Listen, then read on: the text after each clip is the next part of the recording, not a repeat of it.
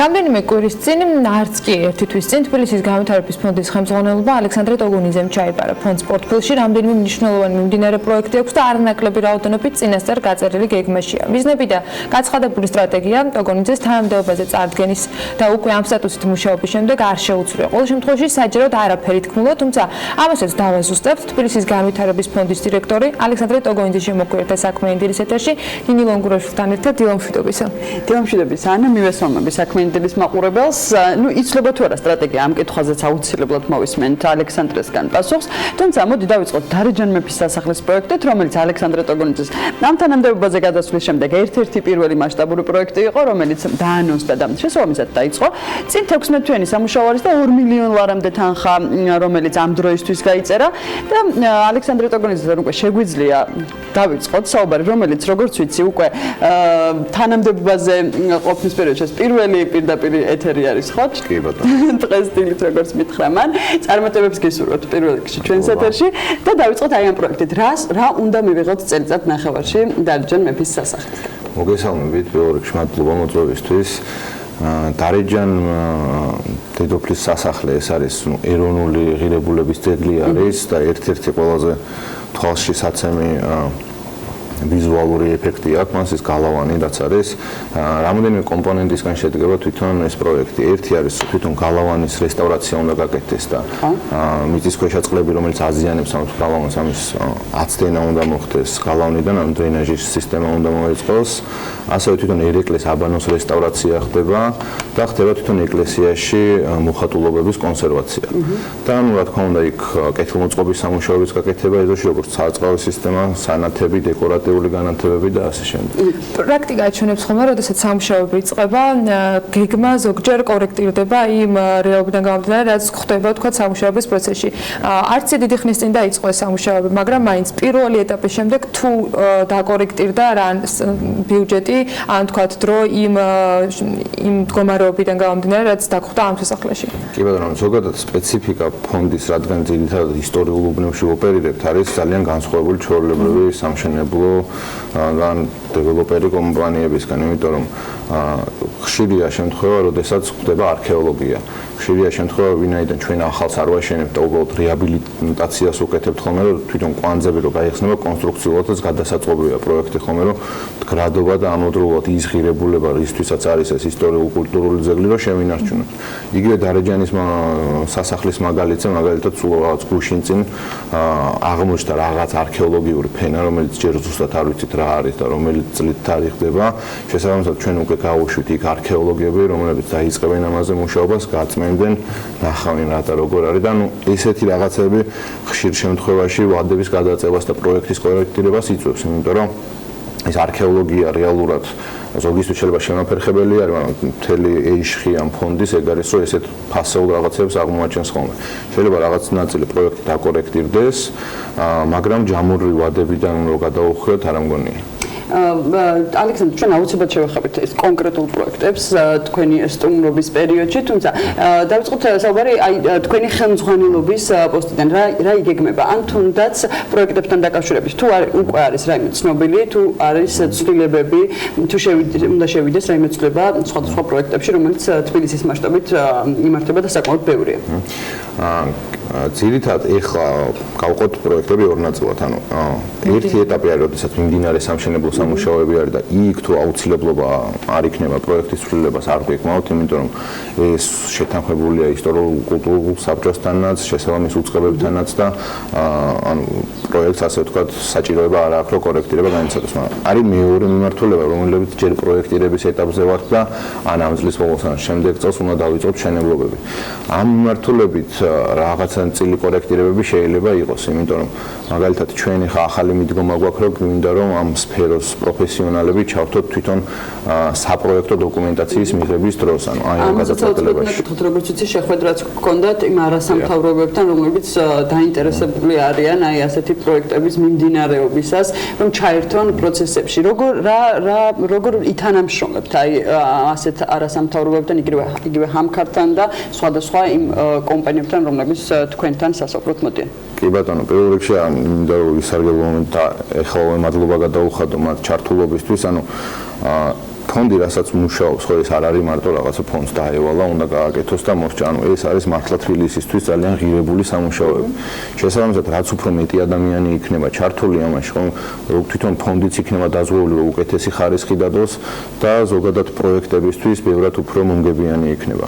შესაბამისად, ეს ხომ არ გაწევს ცოტა პროცესებს, იმიტომ რომ იგივე თქვათ იმ ადამიანებში, ვინც ისტორიულ ძეგლების დაცვაზე მუშაობენ, ასთა სხვადასხვაობა ბუნებრივი პროცესი არის. აი როგორ მოხდება კონსენსუსი, ანუ რაზე გავა მთავარი კვანძი, ამოსავალი წერტილი, რა ფორმით იმუშავებთ მათთან? კი ბატონო, აი მაგალითად პირველი შეხვედრა, რომელიც ჩვენ დავაორგანიზეთ, იყო თვითონ გუდიაშვილის მოედანზე. იქ ადგილზე იყვნენ როგორც ხელოვნებაცოდნები, ისე თვითონ სამშენებლო კომპანიის წარმომადგენლები, ფონდის წარმომადგენლები, არქიტექტორები, კონსტრუქტორები, ხამქარის წარმომადგენლები, e-commerce, მოკლედ ყველა უმეტესობა ვისაც შეიძლება რომ რაღაცა აზრი დავეკითხოთ ამ ნაწილში. ზოგადად ეს ყველა სტეიკჰოლდერი, ასე ვთქვათ, რომ ჩართული არის, იქ გადაწყვეტილება გვაქვს შემდეგი, რომ ადგილზევე უნდა მივიღოთ გადაწყვეტილება. იქვე ხდება მოლაპარაკებები, საკმაოდ კონსტრუქციულად წარიმართა ეს ყველაფერი და მაგალითად სამ ობიექტზე, რომელზეც ვოჭოფობდით როგორი გადაწყვეტილება უნდა მიგვიღო, იქვე ადგილზე ჩამოვყალიბდით და ერთ ობიექტზე დამატებითი კვლევებზე ჩამოვყალიბდით, თუ რა უნდა ჩატარდეს, რომ ჩვენ სწორი გადაწყვეტილება მივიღოთ.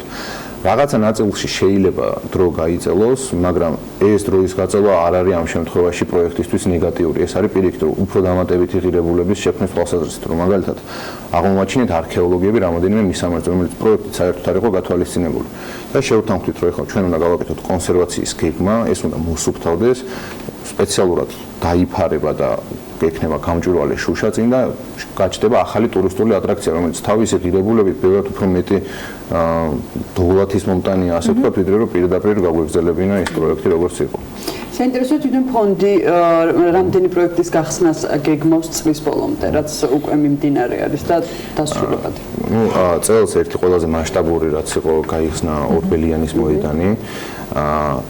წელს ასევე ჩვენ მოვასწრებთ დედაენის ბაღის, ცხრამარტის ბაღის, შალი ხიდის და ზაარბუკენის ხიდის რესტავრაცია კეთილმოწყობას და დასრულებას, რა თქმა უნდა და შემდეგი პროექტები რაც არის, ანუ ვიწყებთ საკმაოდ ისეთ ძალიან საინტერესო პროექტებს, მაგალითად არის ეს რომელიც 2020 წლიდან დაიწყება. რომელიც 2020 წლიდან დაიწყება. და რა პროექტებზე ესო? ეს არის მაგალითად აბრეშუმის მუზეუმი, რომელიც ასევე ეროვნული მნიშვნელობის ძეგლი არის და უნიკალური შინაარსის შენობა არის. წლებია დაკონსერვებული. რა იგეგმება ამ მიმართულებით? ძირითადად იგეგმება სარესტავრაციო სამუშაოები და კეთილმოწყობის სამუშაოები. სარესტავრაციო სამუშაოები არ გულისხმობს მხოლოდ რაღაცა ხელის შევლებას, ესე რა. თეთრ რემონტს რო ეძახიან. სარესტავრაციო სამუშაოები საკმაოდ კომპლექსური სამუშაო არის, იმიტომ რომ ხდება როგორც კონსტრუქციული გამაგრებები, ასევე ხდება იმ ფენების გამოჩენა და აღდგენა, რომელიც წლების განმავლობაში შეიძლება დაკარგული არის და ზუსტად იმ ღირებულების აღდგენა, რომელიც თავის დროზე რის გამოც მიენიჭა ამ ყველაფერს თავისი ძეგლი და ასევე თვითონ მუზეუმი თავისი შინაარსიდან გამომდინარე არის უნიკალური, იმიტომ რომ იქ ისეთი ექსპონატები არის, რომ მგონი მსოფლიოში ერთადერთი არის ესეთი. დედაენის ბაღთან მინდა დაგაბრუნოთ, როდესაც გვირაბი დაანოსდა, რომ მათ უნდა დააკავშიროს მშრალი ხიდი და დედაენის ბაღი, ამაზე სოციალურ ქსელში ყოველ შემთხვევაში ძალიან ბევრი კრიტიკული შეფასება წავიკითხა, რომ ეს არის არასაჭირო პროექტი, რომელზეც თანხა იხარჯება. მისი მიზნობრიობა თუ შეგიძლიათ რა გვიხსნათ, რომ ასე დეტალურად მაშინ ამის წარდგენისას არ იყო საუბარი, რა უნდა გაკეთდეს და რისთვის უნდა გაკეთდეს? კი ბატონო, ზოგადად ცოტა რომ ზუმაუთი გავაკეთოთ, ასე ვთქვა და თბილისის ზემოდან შევხედოთ, ხო? ანუ ფონდი ესე რაღაც გაფანტულად პროექტებს არ აკეთებს. დიდი რაღაცა ტურისტული მარშრუტი შეიკრას, ხო? მაგალითად, როდესაც გადმოხვალთ უკვე ზაარბუკენის დარეაბილიტირებული ნაწილიდან ხიდზე, პირველი რაც არის ეს უბრალოდ ცხრამარტის მოედანი, ცხრამარტის ბაღი და დედაენის ბაღი. აქეთ იქით არის ასევე მხატვრების ტერიტორია, მოვაჭრეების ტერიტორია და ეს ორი პარკი თავის შინაარსით არ არის ერთმანეთთან დაკავშირებული. ამ გვირაბით პირიქით მოხდება ამ დიდი ერთთვიანი რეკრეაციული სივრცის კონსოლიდაცია და ტურისტისთვის რაღაცა ლოგიკური მარშრუტი შეიკრება, რომ დაიწყებს გავახეთში და უცბად ახალ სარეკრეაციო სივრცეში გამოვა. პრინციპში მე ძალიან მომწონს ეს პროექტი, იმიტომ რომ თავის მხრივ კიდე ისეთი ინფრასტრუქტურას ითვალისწინებს ეს ხიდი, რომელიც აუცილებელია იქ ფუნქციონირებას, იმიტომ ტურისტს რაჭირდება, ტურისტს ჭირდება, თქო, სავალუტო ჯიხური, რეტერატი, რომელიც იქ ადგილზე არ იყო, ეს ხიდი თავისი ჯიბეებით შეიძლება ეს ყველაფერი გაითვალისწინო, ისე რომ უფრო კომერციულ ფართებსაც გულისხმობს მათ შორის ეს ახალი პროექტი, რომ დაემატება ამ ტერიტორიას?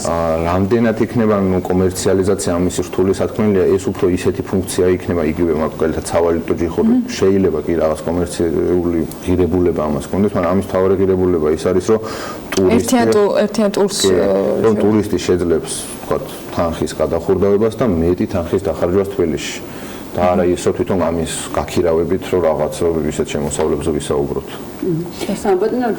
თუ პროექტებზე რახან საუბრობთ, სამომავლო პროექტებზე, რომელიც იგეგმება ფონდის მხრიდან 2020 წელს, თუ არის რაიმე პროექტი შემუშავებული, იგივე რიყის დოქებთან დაკავშირებით, ანუ რაიმე თუ იგეგმება ამ მიმართულებით? რიყის დოქები რამდენადაც ვიცი დღეს ეკონომიკის სამინისტროს საკუთრება არის, ნამდვილად არ მაქვს ინფორმაცია ამაზე, რამე იგეგმება თუ არა, ყოველ შემთხვევაში ფონდის ჩართულობა ამაში ამ ეტაპზე არ არის. და არც იგეგმება? ნახოთ, ჯერჯერობით არა. თუ რაიმე გადაწყდა, სიამოვნებით ჩავერთვებით ამ პროექტს. უბრალოდ ფონდი, ასე ვთქვათ, ძალიან ბევრ ფრონტზე არის გაშლილი, იმიტომ რომ პროექტებზე, როდესაც საუბრობთ, მაგალითად, ორბელიანის მოედანზე გუდიაშვილის ქუჩა უნდა დავიწყოთ ახლა პროექტირებებზე, გვაქვს ასე ვთქვათ, მუზეუმების ქუჩას რომ ეძახიან, გუდიაშვილის მოედანი, რომელიც, მართლა უნიკალური მოედანია, იმიტომ რომ მაგალითად, როდესაც ძველი თბილისის ვათარიღებდით, ვთქვათ, მე-19 საუკუნით იქ ფენები აღმოვაჩინეთ ნაქალაქ არის, რომელიც მე-17 საუკუნით თარიღდება და ეს ისტორიკოსებისთვის კიდე ცალკე რაღაცა ახალი აღმოჩენა არის. ასევე გვაქვს ძალიან ბევრი საინტერესო ინდივიდუალური ძეგლი სხვადასხვა ადგილას, რომელიც ამ ძირითადად ამ ტურისტული დიდი მარშრუტის რაღაცა ფეხით სასიარულო რადიუსში არის მოქცეული, რაღაც ერთიან კონცეფციაში შეიკრას. და ერთ-ერთი ყველაზე მასშტაბური პროექტი, რომელსაც ეხლა რეალურად ვაკეთებთ კვლევას, რომ კონსტრუქციულად რამდენად განხორციელებადი არის, ეს არის გორგასალის ქუჩის მოდერნიზაცია. და რას გულისხმობს ეს? გორგასალის ქუჩას აქვს პოტენციალის, რომ მანქანები ჩავიდეს მიწის ქვემოთ და ზემოდან მოეწყოს ძალიან დიდი რეკრეაციული სივრცე და საჯარო თავშეყრის ადგილები. ეხლა უკვე პროექტი რაიმე არსებობს თუ ეს ჯერჯერობით იდეის დონეზე? ეს რა თქმა უნდა არის იდეა, მაგრამ მუშავდება ამაზე უკვე რაღაც კონცეპტუალური ხედვა შევიმუშაოთ, რომ ყველა ასე ვთქვათ დაინტერესებული პირის ინტერესი შეჯერებული იყოს და ასევე ეს არის ურთულესი საინჟინრო პროექტი რა, რამდენად რეალური არის, იმიტომ რომ იქ ბევრი სხვა კომუნიკაცია გადის, კოლექტორი არის საკმაოდ დიდი დიამეტრის, ასევე შეიძლება რაღაც არქეოლოგიები იყოს, ბევრი ხენარგავები არის, რომელიც ძალიან რთულია ამ ხენარგავების შენარჩუნებით და მორი გვირაბის გაკეთება. შესაბამისად ეს ყველაფერი დეტალურად როდესაც დაპროექტება, შემდეგ უკვე ვიტყვით, რამდენად რეალურია თვითონ განხორციელება. მაგრამ თვითონ პროექტი ძალიან მასშტაბურია და ძალიან დიდი სიკეთის მომტანი იქნება ჩემი აზრით. წარმატებებს გისურვებთ, ალექსანდრე.